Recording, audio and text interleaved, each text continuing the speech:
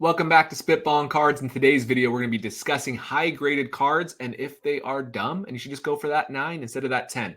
And the reason we bring this up, we talked about this from a collecting perspective in the past of like, hey, you're a collector. Would you rather have the 9 or the 10 or two 9s versus a 10 of two different cards? And I think, from a collecting perspective, it makes sense either way. Whatever your objective is, it makes sense. But what about this new alteration aspect? We're seeing wax cards, we're seeing soaked cards, all these different things to cards that are pushing them over the edge to get that higher grade. So the question is, should we really be paying for these higher grades knowing that these cards probably went through something and there's like a little gray area there, whether it's morally inappropriate or not? And so I want to start this off with you, Chris. What do you think? I will say high grade cards are not dumb. I do think we are all always, as much as we want to pretend we're not, I think we're all always going to be chasing PSA 10s. I know Jeff and I still do it. There are some times where there's like a really rare Acuna, or I actually just bought a couple months ago, I got a Bowman Chrome Gold Strider auto, like his first in a 9, because the 10 was just too expensive. And I didn't do that because I was afraid the 10 might be altered or waxed or rubbed down or massaged or what have you. I did it because I couldn't afford the 10. Like if I could have afforded the 10, like I would have. I think investment wise, the 10 is still going to be the way to go. I don't really think anything's changed. I think enough people were already waxing, cleaning, what have you. I think now it's just more out in the open. More people are aware of it. But I really feel like a lot of these big group subbers, I know some of them are doing stuff to cards, at least wiping them down for their clients. So, I mean, I feel like if you buy a 10, I think it's just been polished. I always just considered like, the PSA 10 cards I have are like polished and shiny, not polished and auto or altered, but polished and clean and just nicely placed in this clean slab. So I would say no, high card grades are not dumb. And I will still I guess you could say like a sheep. I will continue to chase the PSA 10 whenever I can afford to. And if I can't afford to, then in that case, I'm more than happy with a 9 or even an 8. Well, actually a 6 that Jeff and I almost bought a couple weeks ago. Yeah. When I think of a sheep, I think of you, Chris. So it's the gray hair, isn't it? Hey, you have hair, so I can't judge you at all. I think you look great. So, Phil, do you have any different thoughts on that? Yeah, I think realized that the whole using wax on modern Chromium cards was completely ubiquitous across the entire card industry, when over and over I would snap or crack cards out of cases and I would never find the ones that just have those light print lines.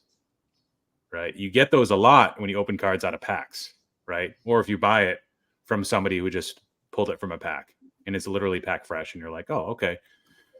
But more often than not, when you're pulling cards out of PSA 9 holders, BGS 9.5 holders, and with the intent of crossing them over to PSA 10, SGC also, anything that's not a PSA 10, if you crack it out, probably not BGS 10 pristine, because you'd be dumb to crack that. Well, in today's world, maybe not in 5 years.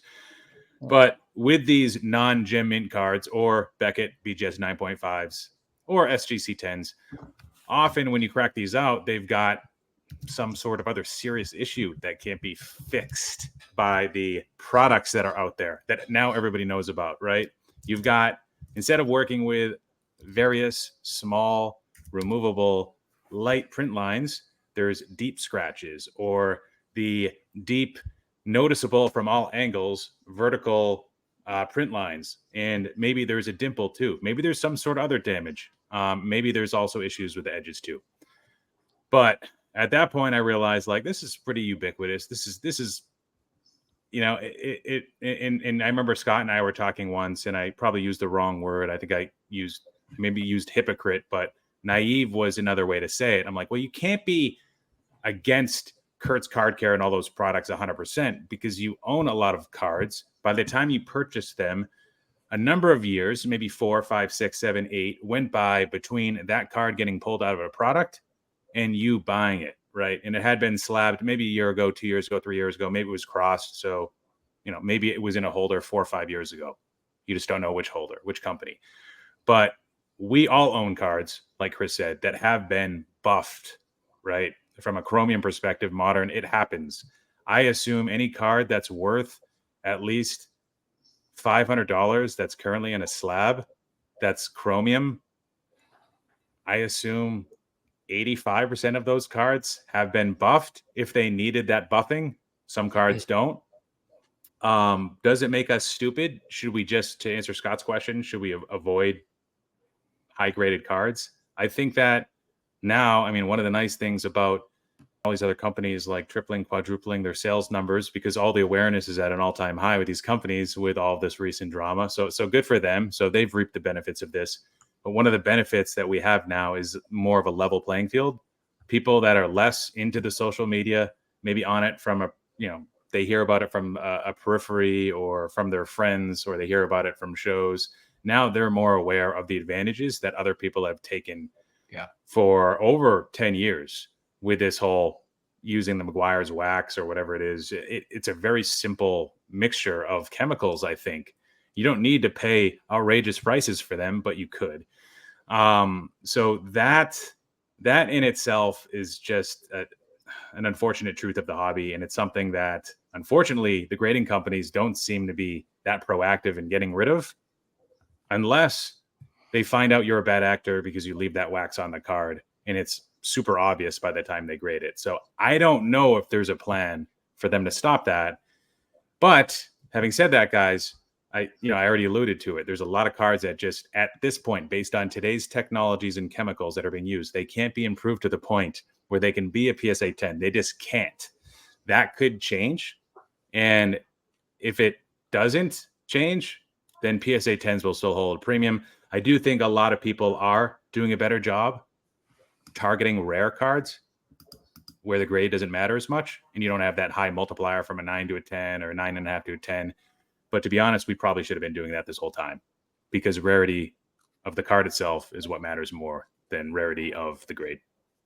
It's amazing how the hobby's pivoted so intensely over the last few years, right? Everybody was wanting to buy a Soto PSA 10 update a few years back. And I think we all probably wanted at least one in our collection. I don't think anyone really is wanting that card. That's the card on their bucket list, like you're saying, which is interesting. But my question for you maybe is this, right? So if we're cool with waxing, in the past, that's been viewed as altering by blowout forms, all sorts of different things, right? People knew it was a thing that was going on, but they would really publicly say, we don't like it. We think it's altering, all that type of stuff.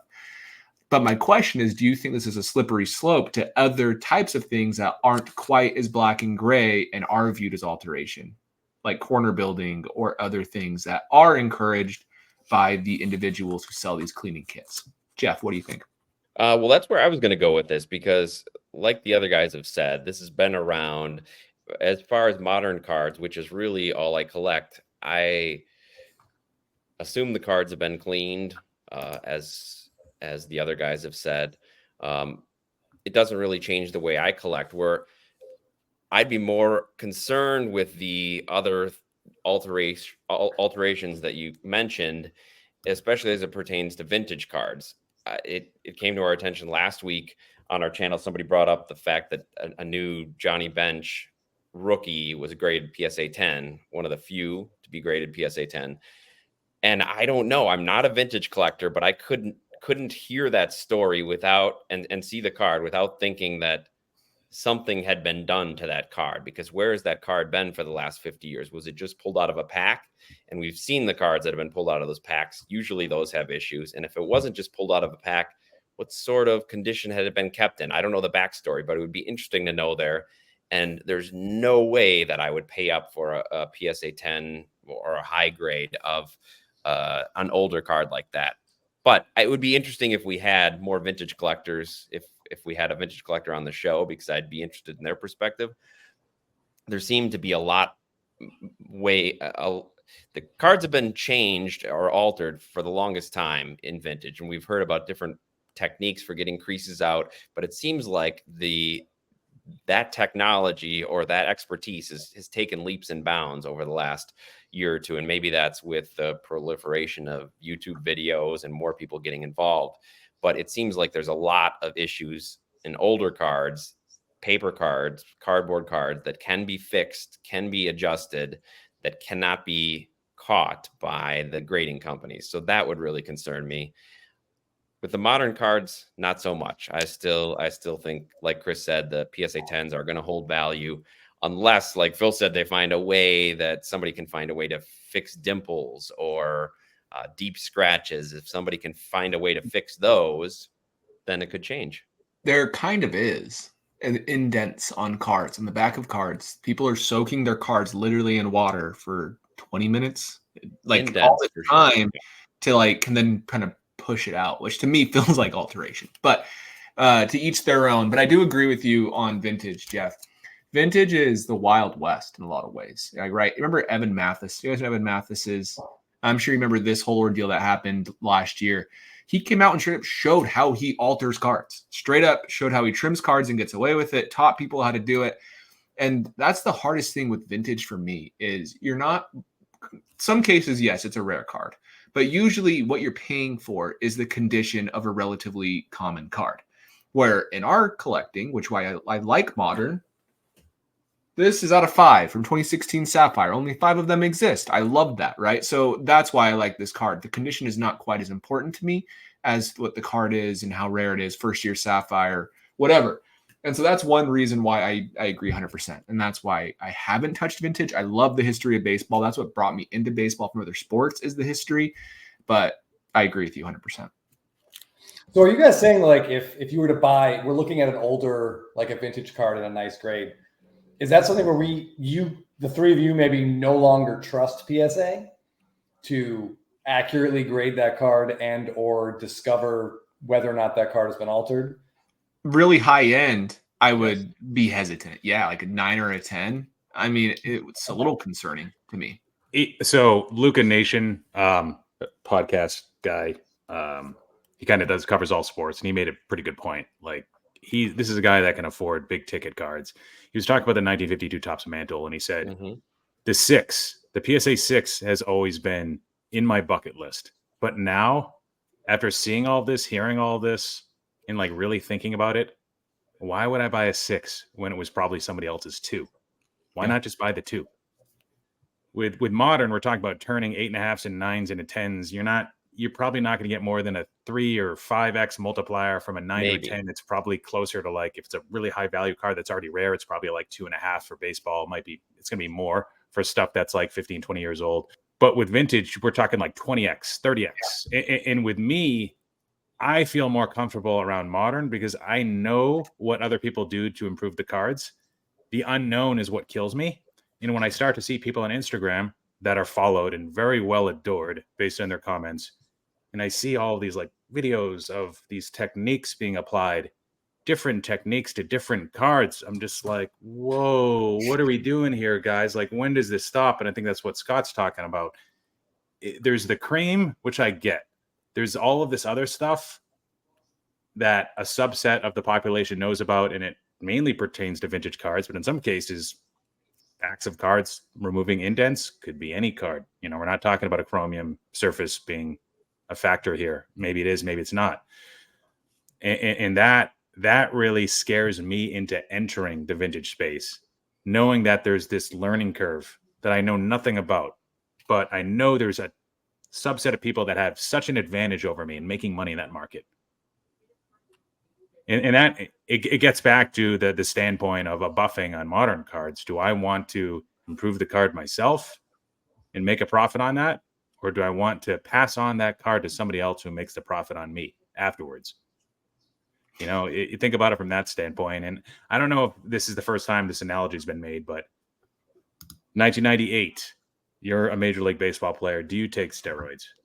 Or do you lose that competitive advantage and sacrifice earnings, nest egg, generations upon generations after you, having all the wealth they need, just because you want to go by the book? And maybe you won't get suspended. Maybe it's the right move, and maybe you live longer because of it too. Yeah, it is one of those things. I think a lot of people will be surprised about which side they pick. I personally, maybe it's my upbringing about who I am as a person, but I wouldn't have done steroids. That's just who I am. And I haven't waxed a card. And my concern with waxing isn't so much, right, this is altered. Like that's not my thing. My concern is just the consequences of waxing in 30 years, more so than the morality of it to me. Because if it doesn't like damage the card long term, that's fine, right? It's not a big deal. You're just wiping it off. It's not a big deal.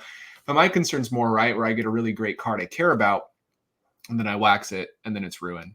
And then 30 years from now, when I care about the card, it's worthless because someone did that. But it is tough, Phil, because now it feels like if you aren't doing it, you are behind and you are losing money at this point, because PSA came out and said we can't do anything about it. BGS came out and actually they didn't say anything. They never say anything. And then SGC said the same thing. So it's a tough spot.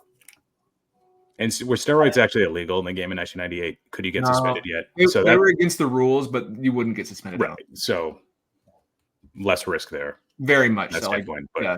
But people Scott's a good guy. So Scott would be the 25%, which is probably kind of realistic to the real numbers. I'll be the piece of shit. I would 100% do steroids back in 1998. Without a doubt. I would be trying stuff that like horses were taking just to see if I could get a leg up. It was a wide open world back then. You could do whatever you want. I'm not looking at guys getting away, guys taking advantage of this, and then me not taking advantage of it and going back to AAA and losing my job to some roided up AA guy that has no business being up there. That would drive me crazy. But obviously, this analogy is going off the rails a little bit.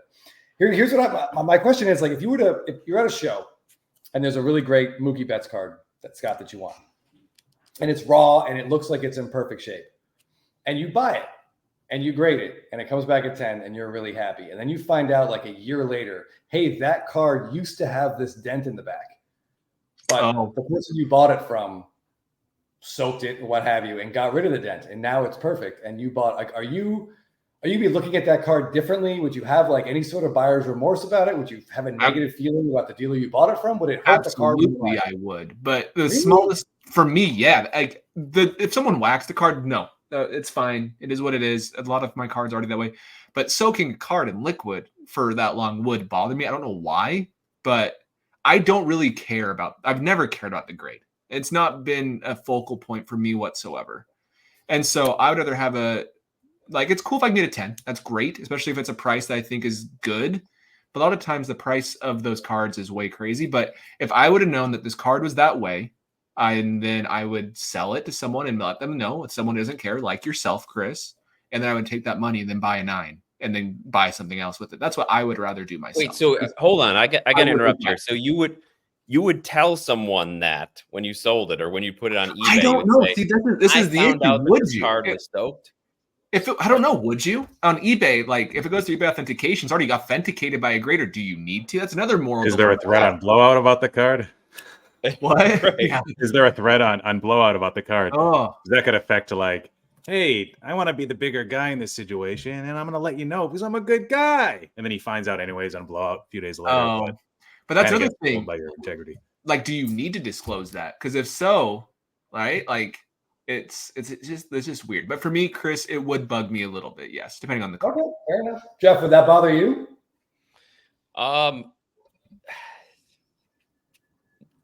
I don't think so. I mean, I'm trying to put myself in that situation. If it's a card I really wanted and I think the card looks great, I don't know. I mean, what bothered me, so Chris and I a while back, we bought a Juan Soto 83 Topps black rookie auto, and it looked great. So we sent it off to grading. It came back altered. So we sent it. I think we sent it. Who did we send it for? PSA. It was PSA first and then to BGS second time. And we couldn't figure out it. So I sent it again. Then we came back with evidence of recoloring on. Oh. And finally, we were able to see slightly where that recoloring might have been on the black border. Of course, by then it was too late. The person we got it from, I'm sure they had found the same thing and got it cracked out. But that bothered me. So I don't know. Well, but what did we do? So we slabbed the card authentic. We slabbed it up graded again. The auto. So it was authentic, and the auto graded. The auto even screwed us. Came back like an 8. Yeah. So we just figured like, okay, this is what the card is. It's an authentic card with an auto 8, and then we sold it as is. So here's a question for you. If you don't like, is there a line for you, Chris? Because let's say there's a card. Same hypothetical thing. There's a card of Freddie Freeman. It's one you're looking for forever. It's a. Go on. I'm listening. You have my full attention. Let's say it's a red out of 25 from Topps Chrome autograph. Autograph's perfect. I don't know if that's a card you really would like thirst over or anything, but let's just say it's a rare card. Sorry. Humble brag. But what if it came back PSA 10, you're happy with it, but then you find out that Phil trimmed it. Does that bug you? No, Like- I'm gonna fly Phil out, and we're gonna have a celebratory. We're gonna break open some bourbon and celebrate at my house. But you would keep that card, and it wouldn't bug you looking at it that it was trimmed. No, See, you're the complete opposite side of the spectrum for me. It's just like a moral thing. I don't know what it is. Oh, Maybe wow. I'm just being a Boy Scout here. Not saying you're not moral. For that's me, like exactly what you just said. no, it's not. And I need to make this abundantly clear. I have this like, no, really, it's not that. For me, it's just like this. It's just the way you were parented, Chris. It's okay. Yeah, No, it's not it. It's not now it. it makes sense. Yeah. I hope I don't sound like Let me get my dad, and we'll talk about I hope I don't sound like a dick. I'm not trying to, but like maybe it's just certain things bug me more than they should. Maybe that's all it is. Maybe it's not even a moral thing, but it's just it would bother me, and I don't know why. So that's the thing. I don't know with it. So with the Soto card, we didn't like it enough, I guess, to get over that annoying alteration. But yeah, I don't know. It's an interesting hypothetical. I'm sure every person would have a different answer to it in every situation. Just bringing it back slightly to the grading issue. When I first got back into the hobby, one of the things I thought would be a long-term goal of mine would be to get the cards that I never could afford as a kid or really liked as a kid in high grades. I'm thinking like the 84 Topps Mattingly, 84 Donruss Mattingly, Upper Deck Griffey, and just getting all those cards from the 80s and early 90s in PSA 10s just to have as a collection. And that, especially because thinking about these cards could be altered, no longer has any interest to me. So my foray into vintage, if we're going to call the 80s vintage cards, was short-lived, my interest in it. Yeah, Jeff, do you remember the first Burbank show we went to? There was one guy had an 84 Donruss Mattingly in a PSA 10 slab. And the centering was, I've never seen a card. Yeah. I've never seen that card perfectly centered. I think we were both like, of all the stuff at the Burbank show, the 52 Mantles, the Robinson rookies, we were both like, oh, a perfectly centered 84 Donruss Mattingly? Like, that's incredible. Yeah. But then It you was do like a wonder, unicorn. yeah, exactly. Yeah. If we ever do get into vintage, the only aspect of vintage I would go for, and I'm sure this could be faked as well, would be like on-card autos of really older players.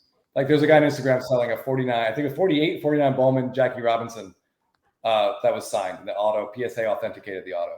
Like that to me is better than that. I would take that card authentic, half ripped, than that card in like a PSA 9 without the auto. If that makes sense. Yeah. Yeah. There's some vintage I like. I have one real vintage card. And I say real, I mean like of value. I have a Willie Mays rookie card from 51 Bowman. There's just certain sets like 51 Bowman that do it for me. I don't know why. So I would go for the complete set. That's Willie Mays' first Bowman. Yeah, that's his first Bowman. Not anymore. He's probably either has a first Bowman that was released or he's going to have a first Bowman that will be released. Isn't that stupid? Yeah, I'm sorry. Not a fan of that innovation by Fanatics.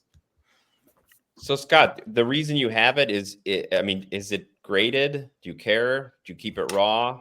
No, I bought it graded, but I didn't really care about the grade. It's a BVG 4, probably a PSA 2, maybe a PSA 3 if I'm lucky. But you know it's real. Well, that's cool. Like I hope it's real.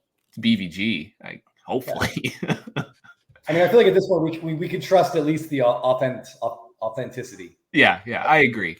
And actually, it was a fun story how I tracked that card down, but that's a story for another time. So. You can trust it more than you could in HGA, but I mean, BVG is probably more prone to make mistakes than PSA or SGC with pre-1980 stuff. It was graded a long time ago, though, which makes me feel more confident because I think Beckett was more competent 15 years ago than they are now, obviously. I'll be interested to hear what people in the comments say, and especially if you're a vintage collector, I'm sure you have much more insight on this than the four of us do. So please put your thoughts in the comments. But other than that, I think that's a good place to stop. Let us know in the comments down below what your thoughts are on this topic. Obviously, even in our group right here, it might differ slightly on our thoughts about the whole situation. But other than that, we will see you in the next video.